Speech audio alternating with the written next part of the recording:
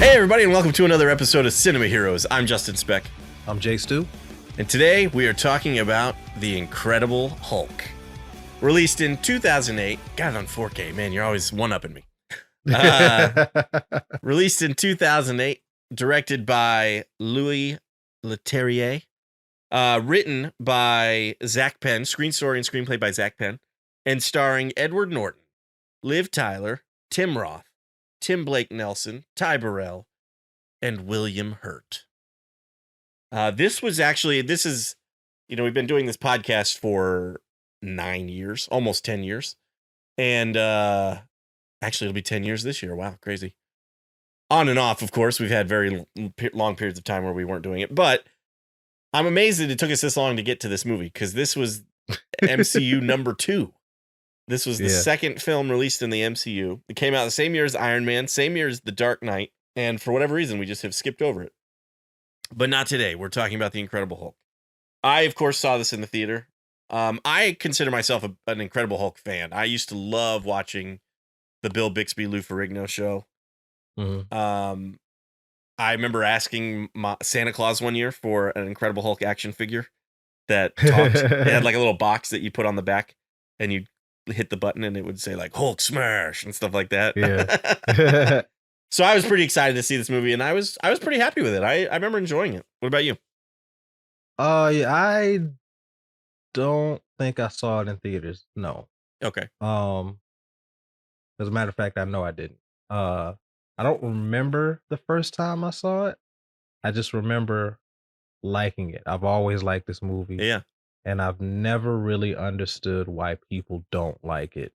And it kind of makes me mad. Yeah, it's usually at the bottom of most people's Marvel lists. Right down there with like Thor: The Dark World. Yeah. And rewatching it yesterday, I watched it yesterday. I feel like it deserves a much higher spot. Yeah. The CGI is lacking in certain spots.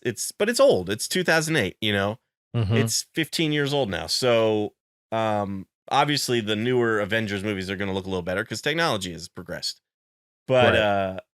But overall, I think this is actually a really good movie. I really enjoy watching this movie. As do I. I really love the sci-fi thriller approach. It doesn't really feel like a superhero movie. It does because, obviously it's the Hulk, but it feels more like a Dr. Jekyll, Mr. Hyde type story. Yeah. Just set in the modern world. But I really think this movie is very, very good. Like you said, the CGI doesn't quite hold up in some spots. But we'll get into more of that. But overall, I just think it's a really solid film, and I think that a lot of people have it lower on their list because they kind of forget about it, and it's not one that people really want to revisit. I think if people rewatched it, they might like it a little bit more, and maybe not gripe on it so much. Because if you look at it like objectively, it's not really doing anything wrong, right? There's nothing like bad about the movie. I could see some people saying that it might be boring. I don't feel that way, but I could see somebody saying that. But as far as being a bad movie goes, I don't agree with that at all. And a lot of people say that. Yeah, I agree. I don't think it's a bad movie at all either. And I think maybe the reason people forget about it is, or tend to put it towards the bottom of their list, is because, it's got Edward Norton instead of Mark Ruffalo. Mark Ruffalo was recast when the Avengers came out. It never got any sequels. So it's not like Iron Man or Thor or even Captain America that had 3 or 4 movies each. But it's a solid entry. It's a really good movie, and it's, and I actually really like Edward Norton as Bruce Banner. I like Mark Ruffalo as well, but I kind of think when I think of Bruce Banner, I think of like Edward Norton. I think has the look. Absolutely, he is ripped straight from the comics as far as look, and even his demeanor in certain scenes. I think Edward Norton's Bruce Banner is a little more confident than Mhm. Mark Ruffalo's. Mark Ruffalo is very timid. Right. At least in the In the the first first, Avenger. yeah, yeah. But yeah, the as far as the look goes, yeah, Edward Norton is ripped straight from the Yeah. comics. Yeah, I started collecting comics in the early 2000s, right after the first Spider-Man movie came out. I started buying comics, and one of the titles I was buying was The Incredible Hulk. And at the Mhm, time it was being drawn by John Romita Jr. mhm. and the way he drew David Banner was this. It was Edward Norton, kind of like the skinny, lanky kind of character, and just it was. I mean, like you said, he is ripped straight out of the comics. Mhm. It's pretty perfect. I wish there was a alternate universe we could visit where because on one hand I don't want to take Mark Ruffalo out of the MCU because I think he's done a great job, but on Mhm. the other hand I kind of almost wish we could see what Edward Norton would have done with the character in those movies, or Mhm. seen an alternate version of this movie where Mark Ruffalo was David Banner. Or I keep saying David Banner because that's the Bill Bixby Yeah. version. Bruce Banner. I'm sorry. I could see I could see Edward Norton's Bruce Banner kind of getting into it with Tony a little bit. Oh yeah, for sure. Yeah. Like I could see them having more of the relationship that they had in Age of Ultron, which was, Right. they were working together, but they were like constantly opposing one another in that Yeah. movie. So I could see their relationship being closer to that. Yeah, definitely. I think But that would. I think Edward Norton is perfect for this movie, but he wouldn't have fit well with the Avengers. Right. And I think the same thing for Mark Ruffalo. He fits perfectly with the Avengers, but his Hulk would does not fit in this movie. Right. Yeah. No, yeah, and I've heard that before, and I think you're probably right. Mhm. Plus Edward Norton. So Edward Norton apparently rewrote a lot of this screenplay. Mhm. It's credited to Zach Penn, but Edward Norton was apparently just constantly doing rewrites, and I don't know. I don't know if it was just mostly dialogue stuff. The WGA can be kind of weird, and they apparently Mhm. denied him a credit on the film. So that makes me think he didn't change too much of the story, but it was maybe Mhm. it was like, stuff with the characters and how they. I don't know. Who knows how much he changed. Mhm. But Yeah. I could also see Edward Norton struggling because he would want to have maybe a little bit more control. Like the Avengers is Yeah. such a big ensemble thing, and Joss Whedon, he even Joss Whedon. So Zach Penn has a credit on the Avengers, and apparently Joss Whedon said he would make the Avengers. He's like, but not that script, and he rewrote it. Zach Penn still has a story credit, but so it makes me wonder. Maybe I wonder if there was just too much. Like Edward Norton wanted more control than Marvel was willing to give him, Yeah, and I could and yeah, I think that's true actually. so for whatever reason, Edward Norton obviously stepped down, and this was the only Bruce Banner we got from him. But and I think another reason why this movie is kind of forgotten is because it took a long time for any of these other characters to show up in any of the other MCU movies. Mhm. William Hurt didn't show up again until Civil War, Right. and Tim Roth And just now appeared in She-Hulk, yeah. and I guess he was in Oh Shang-Chi. God, I hate what they do with him and She-Hulk. I like Have the you look of watched She-Hulk? Abomination. Yeah, I did. Yeah, yeah. Uh I like the look of I'd like Abomination in She-Hulk, but other than that, yeah, it was. I don't care for the look. I prefer the look in this Oh, movie. really? You don't like the ear, like Yeah. because it's more comic accurate in She-Hulk. I see the thing about comic book accuracy is that just because it's comic book accurate doesn't mean that it looks better. Sure, I understand. And I never really liked the look of Abomination in in the comics Sure. because of like the fin ears or whatever Yeah, those yeah, are. yeah. I think he looks leaps and bounds better in this movie.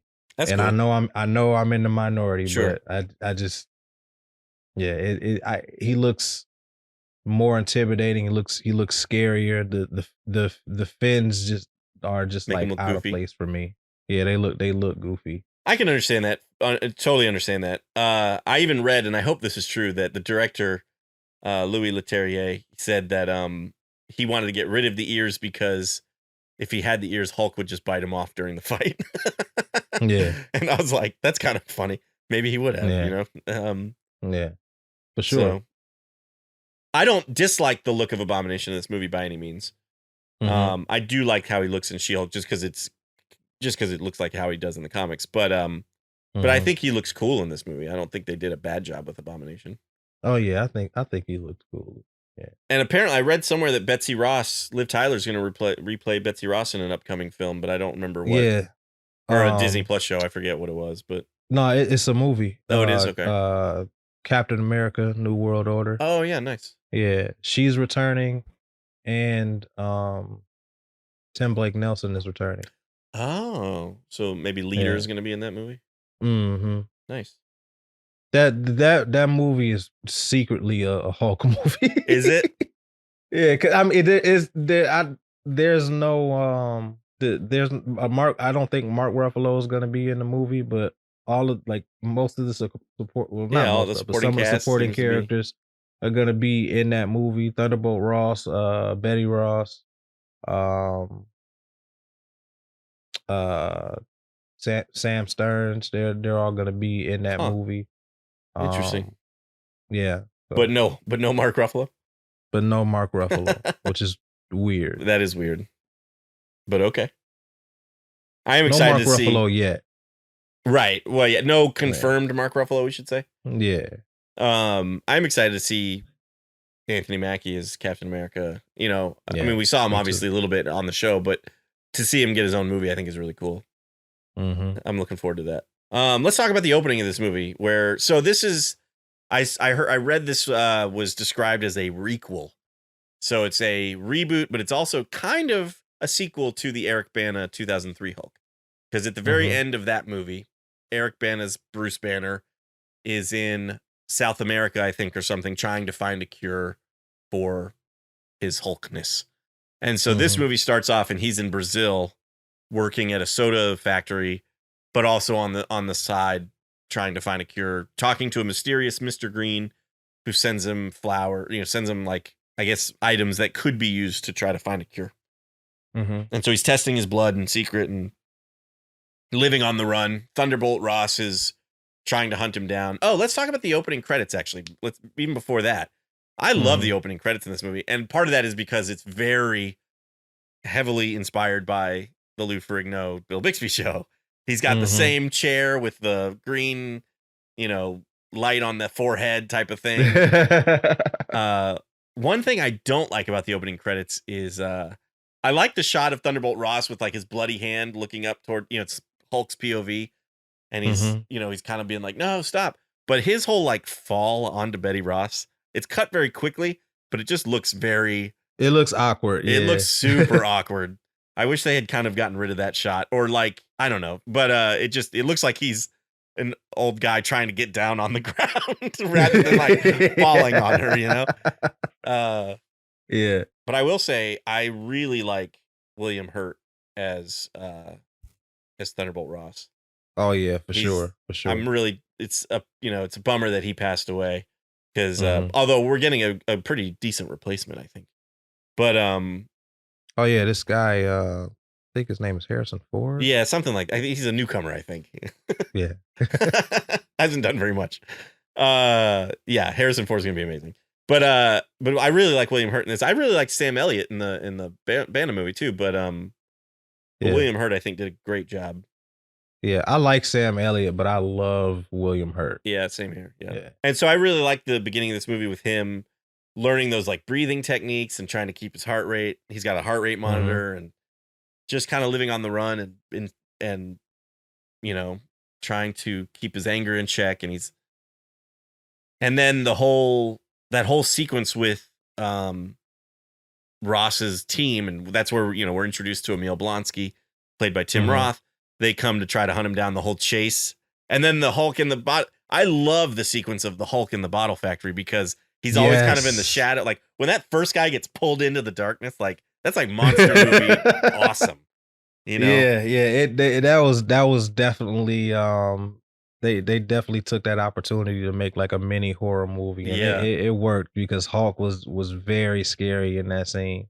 Yes. And I love when after he hulks out, he takes out a couple of guys, and it goes quiet, and you hear him say, "Leave me alone," like Yeah. that. That was because we don't often get to hear Hulk like say Talk. actual Right, words. yeah. It's usually just yelling and screaming and Hulk Yeah. smash. Yeah. Well, in fact, this was, I wanna say, the first live action version of the Hulk where he did talk. Because Lou Ferrigno, I Mhm. don't think I haven't seen the entire series. I've only seen reruns here and there. I do own the entire series. I just haven't watched it from beginning to end. But as far as I know, Lou Ferrigno never spoke. I think he just did the Mhm. screaming and growling and stuff. And then in the Banner movie, I don't think he said anything. There might have been one like dream sequence where he sees himself in the mirror and he says something, Yeah, yeah, I think so. but it wasn't technically in real life, quote unquote. Mhm. And so this is the first time where we actually hear him say like Hulk smash, and the Leave Me Mhm. Alone was really good. I like that one Yeah. too. I forgot about it, and hearing it, watching it yesterday, I was like, oh. Um, I love that whole scene where he's always kind of in the shadows. The army folks are like, "Are you seeing this?" Type of stuff. It's Mhm. like you said, it's very horror film ish, and I love it. And then of He course, and they obviously were inspired by the Bixby Show, because when he's after all that and he's like walking, he ends up in a different country. He's in Guatemala, and he ends up Mhm. walking. I think they actually, in this shot it says he's now in Mexico, but he's walking in his tattered pants. It's raining, and you hear the music from the TV show. It's called The Lonely Man, I think is the name of the music, but it's that da, da, da, da, that little piano piece. Yeah. They used to play that on the show all the time. So as a fan of the show, I loved hearing that music in this movie. I don't remember too much of the show because I watched it when I was a little kid Yeah. and haven't watched much of it since. So It's I couldn't recall the theme. it's harder to watch now because it was made in the 70s slash early 80s, I think. And so it's Mhm. a little cheesy now. Um, but I still enjoy it. Just because it's Incredible Hulk. There's a couple of movies we need to do. There's at least three that were released on DVD. There's three Mhm. Bill Bixby, Lou Ferrigno movies they made. One is called The Return of the Incredible Hulk, which has Thor in it. The Trial of the Incredible Hulk, which has Daredevil and Kingpin in it. And then there's The Death of the Incredible Hulk. And I remember as a kid, loving The Death of the Incredible Hulk. Um, but I think he dies in a stupid way now that I'm older. So anyway, we need to do those three movies. They're probably not, I have never seen The Return or The Trial, and they're made Mhm. for TV movies from the early 90s, I think, or late 80s Mhm. maybe. So they're probably not great, but we should do them because I think that'd be cool. Okay. But yeah, as a kid, I used to watch anytime that show was on, I was watching it. And I remember actually like Blockbuster had a VHS of the pilot, because it was a 2-hour pilot, so it was an hour and a half probably on VHS. Mhm. And I loved it. Thought it was so cool. But again, it's kind of cheesy nowadays. But yeah, as a kid, I was a big fan of the show. Because I was like, Nice. we didn't have, that was all I had. There was the animated Hulk that came out, I think, in the 90s. But Yeah. other than that, it was the Bill Bixby Lou Ferrigno show. That was all I had. So Yeah, I used to watch all those Marvel animated shows. Like the ones out because because of course you had X-Men and Spider-Man, but then you had the smaller, cheaper ones. yeah, Yeah, and I the missed a couple of Iron them. Man, Yeah, Incredible Hulk, Fantastic Four. Fantastic Four, Yeah, Silver Surfer. Silver Surfer was trash. was it? Like it was the animation is so bad. Oh wow, that's crazy. I mean, I it's interesting to watch because Yeah, it's Silver Surfer. Silver Surfer is a cool character, but sure. like It's the hard to animation get is through. so bad. I missed a couple of those animated shows when they were on. Like I watched Spider-Man, obviously, and I watched X-Men. They're and on Batman. Disney Plus. Well, I own a couple of them too. I have like Iron Man, the complete series, and Fantastic Four. Fantastic Four, by the way, has like the worst opening credits song. Like, yeah, it's pretty bad. Like especially if you think about like X-Men and even Mhm. Spider-Man, they both Which is had top tier. Yeah, they had amazing opening credit music, and then this one it's just bad. But I tried to watch Iron Man because I didn't watch it when it was on TV. I watched the first episode of Iron Man the other day or a couple weeks ago, and it was a little hard to get through all 22 minutes of it. Yeah, Tony Hawk with the mullet. Tony Stark, yeah. Tony Stark, not Tony Hawk. It's all right. I keep saying David Banner, so we'll just. It's fine. How you feel about Liv Tyler? I like Liv Tyler. I think I don't think she does anything that makes me like if they were to recast her for, Captain America New World Order, I don't think I would have been terribly upset because I don't think she does anything to like, and maybe it's the way the character is written. I don't know, but I think she's good. She works well with Edward Norton, I think. But I don't, I wasn't like so amazed by her performance or anything, Yeah, I don't think it's Liv Tyler. I think the character is just kind of boring. Yeah. I've never really like had any feeling toward Betty Ross in any incarnation, whether it was live action, animation, comics. She's just very generic. Yeah. So whoever plays her doesn't really have much to work with. True. Because it's the same thing with like Jennifer Connelly. I don't remember her. I mean, other than just being kind of like the love interest, I don't remember her being doing anything in the Eric Bana movie either, really. All right.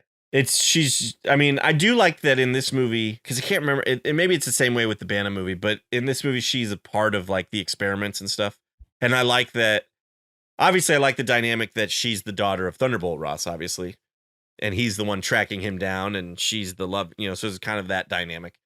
But, I like that was a part of the experiments. The Hulk injured her. And so that I think is probably the most interesting part of their story is that they're obviously in love, but he feels like he has to stay away from her because he could potentially hurt her. Although we find out in this movie that she's able to like calm him down kind of in Hulk form. And he protects her when when Thunderbolt shows up at the campus, the school campus, which is an amazing scene. That's a great scene. I love that scene. I love that scene. Yeah. Might be my favorite scene in the movie is that whole campus fight. It's a tie between that and the third act. I really like the fight between Hulk and Abomination fight. Yeah. Yeah, the Harlem fight. But like Emil Blonsky in that campus fight, he is he's pretty good. He's awesome. Because he's really holding his own against the Hulk, and he's not even he hasn't even turned into the Abomination yet. Like he has the super soldier serum, but the fact that he lasted that long, it was not crushed into bits immediately. Right. So what I find interesting is I would have liked to have seen.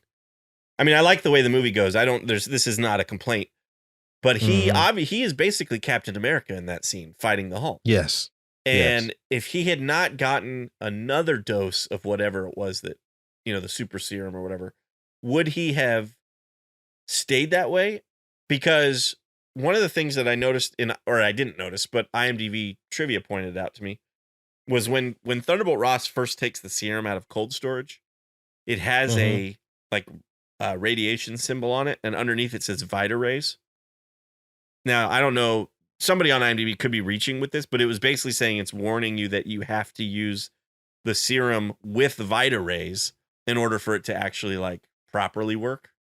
Because I guess that's what they did with Steve Rogers. They put him in that thing and they blasted Vita rays on him with the serum going in him. Whereas with Blonsky, all they did was just give him the serum.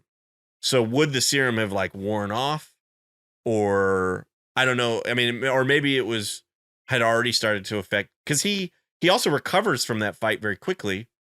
And then he's like, I Mhm. want more. And they pump more stuff into him, and it starts affecting him physically. And then he gets Samuel Stearns to give him like Banner blood, and that's what turns him into the Abomination.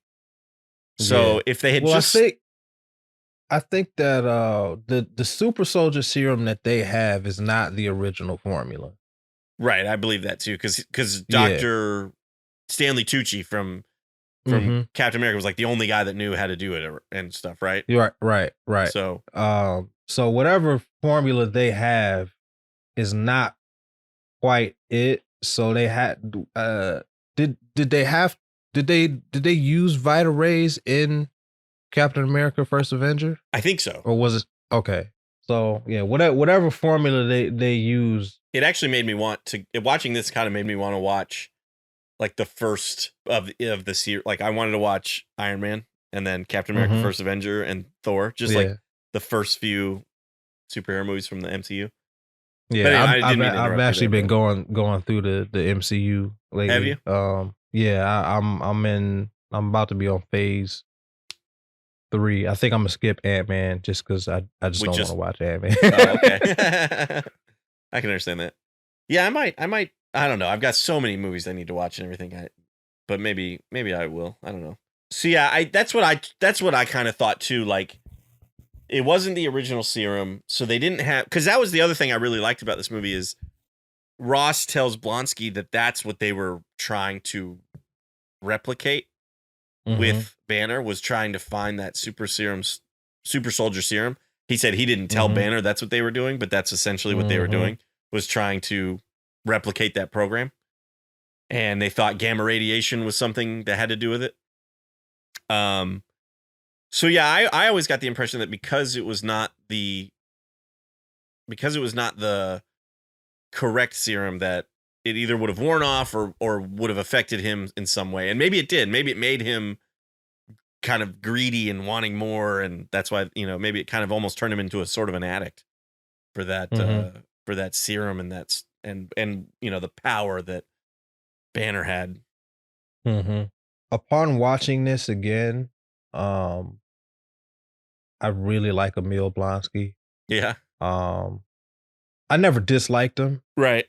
but again, it's like upon revisits and rewatches, uh, he's better than I thought he was.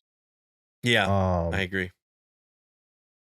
and I would say if you split up the villains in the MCU, he's like in the middle, Yeah, closer to the top half than the bottom half, but yeah. like he's somewhere in the middle because there are no we've discussed it before. Marvel has a villain Villain problem. issue, and they have quite a few not so great villains. He is not one of them. I would agree with that. Yeah. I would also put Thunderbolt Ross into the kind of the antagonist category for this film, and I think he does Yeah, a for good this job film, too. yeah. Um, yeah, I actually, I think Tim Roth I've always really enjoyed. He's always been kind of one of my favorite actors. And so Mhm. watching him in this movie was fun. And again, this has nothing to do with necessarily his character or his performance, just the shot I love. But when he is running from the Hulk and they bring out those sound cannons, I love the shot of him jumping up and then getting thrown off screen by the sound waves. I just think that is so cool. I actually like when he at the end of the fight when he confronts Hulk and he's like, That's It's is so that all funny. you got?" And then Hulk Just just kicks kicks him him. into the tree. Oh man. Yeah, I love that That part too. makes me laugh so hard. Cause he just rolls like a rag doll. Yeah. He hits that tree hard. Yeah. Which of course, we Really see hard. him very shortly after that in the hospital and the doctor's like, "Well, his bones are basically gravel." So he's not doing well. But then he like heals himself very quickly, which is cool. Ready for round 3. Ready for round 3. How do you feel about Tim Blake Nelson as Dr. Samuel Stern or Uh Stearns? I can't remember what it is. I don't dislike him. but he overdoing it just a little bit. A little bit. Just a little bit. I kind of like it though. He's kind of got that like he's one of those people that you don't necessarily want to be around all the time because he's a little Mhm. like crazy, you know. Mhm. And he delivers this one line in particular like so well, where somebody said, you know, he's like, if even if you know if it doesn't kill him, and she's like, and I think Betty goes, it could kill him, and he goes, I should say so, you know. I remember I agree he's a little over the top, but I think it works Yeah. okay. And I was always disappointed that it never went anywhere. You know, he gets once he starts pumping Blonsky with stuff, Mhm. Blonsky kind of knocks him into the counter or something, and some of Banner's blood falls into his wound, and his head starts kind of, you know, Yeah, it was bubbling. bubbling a little bit. Yeah, it was a Yeah. little peek at him becoming the leader. Yeah. But then it never went anywhere. And so hopefully, maybe now that I know he's going to be in New World Order, maybe we'll actually kind of see the leader, or I don't know if it'll just be Tim Blake Nelson again as Dr. Samuel Stearns. They'll just kind of ignore this or something, but we'll see. Mhm. I think he's gonna be the leader. Yeah, I think with the way the MCU is going and they trying to get deeper and weirder, I yeah, think he's gonna be the leader. I really hope that New World Order is good. yeah. Me too. Um because Marvel is not trending well right now. And it's Really? unfortunate because some of the movies that people don't like, I actually like. Right? Like Like Eternals? Yeah, I I like Eternals, and people think that's a horrible movie. I'm like, yeah. you didn't watch the movie. You just saying that because other people say it. Right. Um, I like Wakanda Forever. There are a lot of people that don't like Wakanda Forever. Really I even like Quantumania. I personally think it's the best Ant-Man movie out of the three. nice. Um, I still it's haven't seen it yet. yeah, it's not perfect by any means. It's at the end of the day, it's still an Ant-Man movie, but That's funny. but as far as Ant-Man movies go, Right. I think it's the best one. It's leaps and bounds better than Ant-Man and And the the Wasp. Wasp. Yeah. I think it comes out on physical like in May, so I will be buying it and I'll be watching it shortly after that. But is it just the movies that people are kind of having a problem with, or is it the shows as well? It's the shows as well. It's a combination of quality and quantity. So Yes. not only are they uh putting too much out, it's it's also too much mediocre stuff. Gotcha. Moon Knight, Yeah. in my opinion, was mediocre. Yeah. Um I never even finished Moon Knight to be honest with you. I need to uh finish it. neither did I finish it? I think I finished it. I don't even remember finishing it. Um Maybe that's how yeah, mediocre it Moon is. You Knight don't was even remember the mediocre. ending of it. Yeah. Hawkeye was one of, if not the most boring thing in the MCU. I liked Hawkeye, but Um, okay. Miss Marvel, I enjoyed Miss Marvel, the episodes that I've seen, but again, I didn't even finish it. Yeah. I watched the And I first think that's episode. just because it's just too much. Yeah. I 100% agree that's too much. I think I like some of the shows a little bit more than some people. Mhm. Cuz I heard Miss Marvel getting some hate too, but I watched that first episode and I actually thought it was pretty good. I just haven't had a chance to watch the rest of it. It's on my to watch list. And I understand some of the problems people had with She-Hulk, but I didn't think that show was terrible either. But I agree that it's just too much. And I read somewhere that Marvel is going to pull back on that a little bit. They're not going to release as much as they've been releasing, which I think is smart. Yeah, I think that's smart too. With She-Hulk, because I was avoiding it because I didn't want to. I just didn't want to say what everyone else was saying. I didn't want to be part of the popular Right. Sure. opinion. Yeah, yeah. So um I decided to watch it, just get through all the episodes in a couple of days. Um and it wasn't as bad as people were saying, but Yeah. it wasn't very good. Um, I understand what they were doing with the show. They were trying to, it was a satire, Yeah. like Ally McBeal, which I thought was a great concept because to my knowledge, I think the comics are kind of like that. Yeah. What I didn't like was it a lot of the time it wasn't funny. Sure. They were trying to be really funny, and most of the jokes fell flat. And what I didn't like is that they were purposely I'm trying to figure out how to say this. Politely. Yeah. Because with satire, you have to have a target, and the Sure. target was Marvel fandom. The specifically the toxic masculinity part of Marvel fandom. Sure. And that's fine. Um it just the way they did it, I don't know. It just Didn't quite work for you.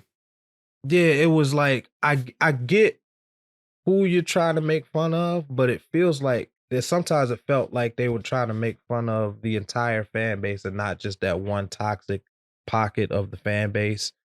And one could say that, if you're offended, then it's probably about you. It's right. Um, but it was like it sometimes it felt like it was taking unnecessary shots. It was like did you have to say that? Right, So right. so I get what it was doing, and I got respect for the show because of that, because it was trying to call out Sure. toxic masculinity amongst the fandom. But at the same time, you still got to make me interested. You still got to Right. make me want to watch. Just just as a nerd, Right, like right. you got to keep me in it, and Yeah. it didn't do that. I was watching it. I finished it out of obligation, not Gotcha. because I was necessarily enjoying it. Okay. Fair enough. Maybe if we ever do a Patreon, we should do the Marvel Disney Plus shows. Yeah. Reviews, like either of the whole season or go episode by episode, kind of episode, whatever. Have like kind Yeah. of 30-minute Cinema Heroes episodes, basically, of like episode 1 of Moon Knight. I would love that. Yeah, I would too, actually. Yeah. God, if you're listening, watching, whatever, write a review, and if you want us to do a Patreon for extra content, let us know. Yeah, we've been talking about it, and we're just not, we've been unsure if people are interested. So yes, please let us know. So I've got the movie playing on my TV, The Incredible Hulk, and we just got to the third act where Abomination is tearing up the streets of Harlem, New York. Oh yeah. So let's talk about that for a little bit. Oh yeah. One of my favorite parts is about to come up when he drops out of the plane. Oh, Uh-huh. I love that part. Yeah, what's cool about that too is or funny, I guess, is they were just at Dr. Samuel Stern's lab and he pumped him full of an antidote. But Dr. Samuel Stern said, is it Stern or Stearns? I don't know what I'm Stearns. Anyway, Stearns. Okay, good.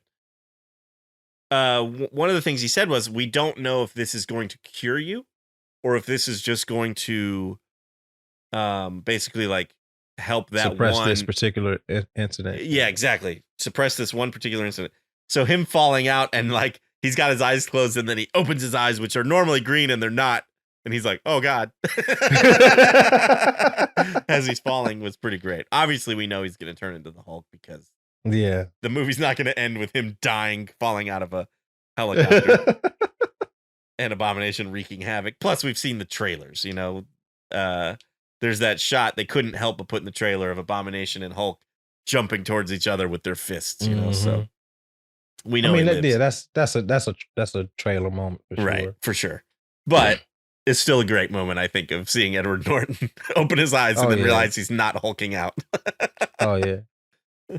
Oh man, that's a great shot when he comes out of the crater that he just made in the asphalt and screams and then rips the part of his shirt off. And then they just start running towards each other. All the cars are thankfully pushed out of the way. I guess Abomination did that earlier. Right. But yeah, that jump, that slow motion jump towards each other, that is a trailer moment for sure. Absolutely. I'm sorry. I love the look of Abomination in this movie. I do. This whole fight scene, I think, is really, really good. Yeah. Some of the CGI, like towards the end of it, when he's got the rope around his neck or the chain around his neck and stuff, His face looks weird. It looks cartoony. It does, very much so. Yeah, I was thinking that same thing. And the look of Hulk, like he's just in the movie overall, I prefer this look.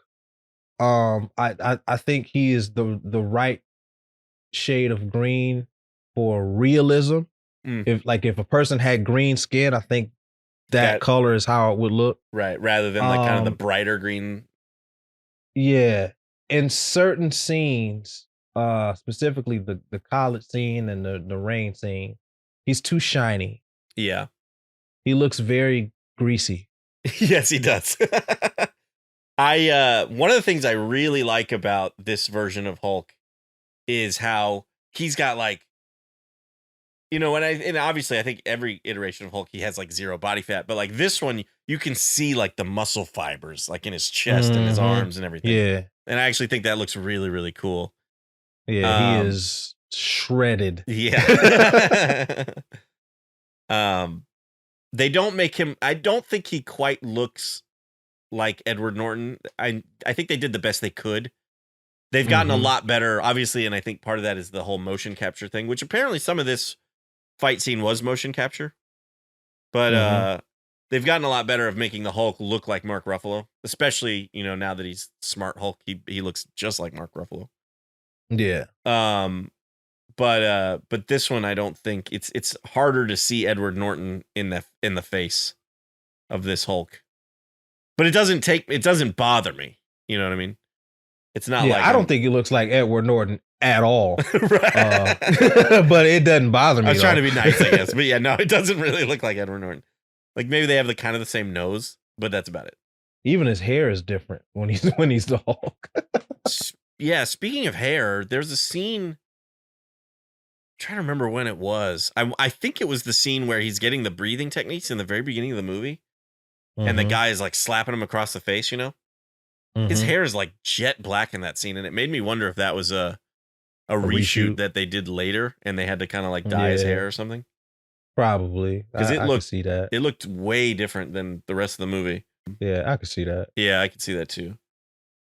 But yeah, his hair is different, and it does look darker. It's like, I mean, granted, his skin is darker, it's different color too, but like, his hair looks black versus kind of the brown that Edward Norton has. And we get the iconic the hand clap. The clap, yes. Yeah. Dude, the first time I saw that, I thought that was so amazing, where he just puts out the fire with his clap. Yep. Thought that was great. That combined with very shortly after that, he does the Hulk smash. Yeah, it's this third act. This was, I mean, if you're a Hulk fan, this is the movie for you. You know what I mean? Yeah, for sure. For sure. I just, when people say that they don't like this movie, I'm like, what do you not like about it? I could see, like I said, I could see not loving it.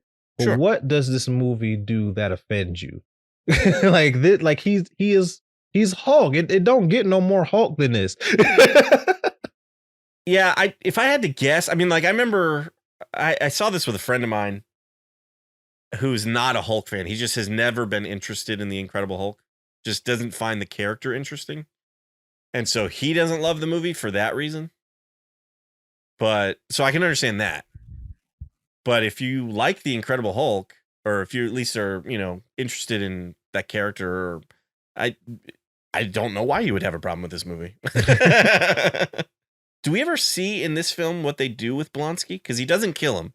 He comes close and Betty yells out, "No!" They don't show it. Before She-Hulk, they had later confirmed that he was still alive.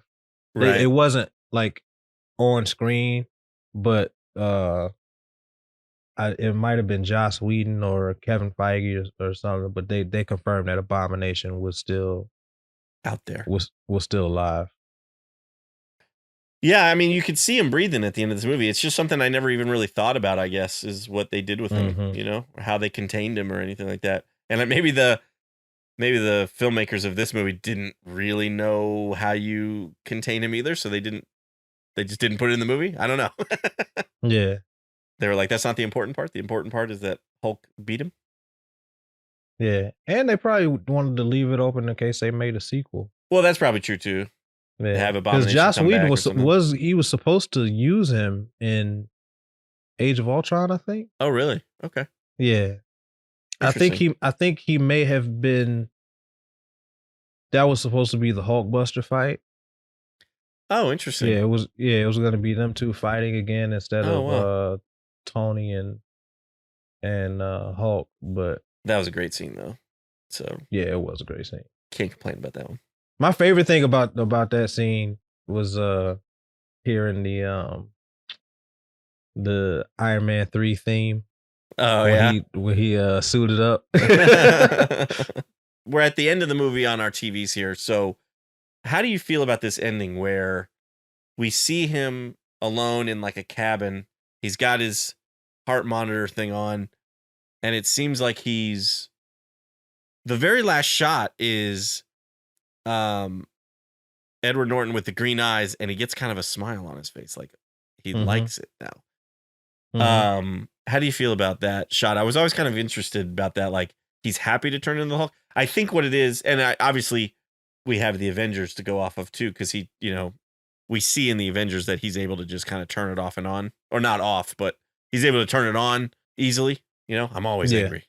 Yeah. And so I think that's what he's doing is he's learning how to Yeah. become Hulk when he wants to become Hulk. And so I guess that's why he's smiling. But I was before the Avengers came out, I guess I didn't really think about it, and I was always like, why is he happy to turn into Hulk now? He's been trying to get rid of it this entire movie. Really, I always assumed that that's what he was trying to do. He was trying to control it. Well, I mean, yeah, that's what it seems like. So, and then that's actually not technically the final scene of the movie, because then we've got Yeah. our MCU. It's basically a post-credit scene that they just put right at the end of the film. Yeah. The pre-credit scene. The pre-credit scene. How do you feel about that? I love it. Yeah, I do too. I love it. I love it. I love it. I love it. I love it. There's Because it it was was it was definitely the surprise, obviously, but like the thing about it was that somebody from another superhero movie showed up in yeah, somebody else's movie. yeah. Like even if it was just for 30 seconds. It Like says we're putting I a was team like, together. yeah, like yeah, it's because they had already done the post credit scene in Iron Man, Right. with Nick Fury, but like seeing Tony Stark show up at the end of this movie, that made it real. Yeah. Like this is really happening. This is happening. Yeah, exactly. I love too that there's a short film. It was one of those Marvel one shots. If you remember, they were making those for a little while. I can't remember what movie it's on, but there's a Marvel one shot called The Consultant, which I think is on Disney Plus now. You can watch it. It is. Yeah, they all on Disney Plus. And I loved how it's all about this scene. It's them trying to figure out who to talk, because you find out that they actually don't want General Ross to be involved or something like that. Mm-hmm. And they're like, well, who can we send him that's just going to annoy the crap out of him? And then they're like, oh, Tony Stark. that's one that I haven't seen. You should watch it. I haven't seen The Consultant. You should watch that. It's really good. I love the way that they kind of retconned it a little bit. And I think it worked really well. Yeah, it was really funny. Ross is doing something right. He keeps getting promoted. That's true. Yeah. The next time we see him, he's the Secretary of Defense, and he's going to be the President of the United States in New World Order. Yeah, crazy. Didn't know that. That's pretty cool. Good for him. Yeah, I guess he's doing something right. Before we go into the ratings, though, I want to talk about the music in this movie. This was scored by Craig Armstrong, and I think the music is really good. Choice. It's very good. One of the more underrated scores, obviously, because it's an underrated movie. Yep. But one of the underrated scores of the MCU. I agree. I love Hulk's theme. The score is really, really good. It is really good, and the soundtrack they put out is 2 discs. They put like most, Oh, it's wow. like a significant chunk of the movie. I have it, and it's a fun listen.